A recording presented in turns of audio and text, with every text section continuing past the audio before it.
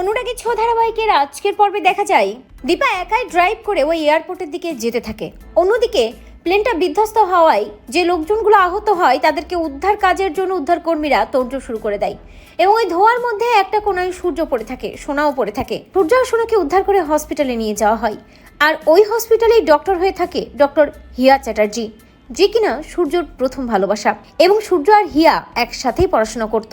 সূর্য ভেবেই নিয়েছিল হিয়া অ্যাক্সিডেন্টে মারা গেছে, কিন্তু না, ওই অ্যাক্সিডেন্টে হিয়া বেঁচে গিয়েছিল। তবে হিয়া সূর্য থেকে নিজেকে অনেক দূরে সরিয়ে নিয়েছিল। হসপিটালে অন্যান্য পেশেন্টদের মাঝে সূর্যকে দেখে চমকে যায় হিয়া, ছুটতে যায় সূর্যর কাছে এবং সূর্যকে গিয়ে বলে, সূর্য সূর্য তুই এখানে? ওখানকার অন্যান্য স্টাফরা জানায় যে প্লেনটা বিধ্বস্ত হয়েছে তার মধ্যে এই ব্যক্তিটাও ছিল, আহত হয়েছে। আহত লোকজনদের মাঝে তাকে আমরা পেয়েছি।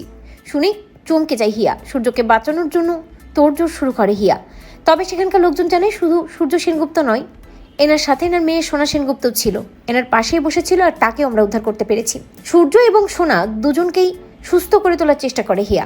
হিয়া নিজের সবটুকু দিয়ে চেষ্টা করতে থাকে কিভাবে সূর্য আর সোনাকে প্রাণে বাঁচানো যায়, কারণ সূর্য আর সোনা বেশ আহত হয়।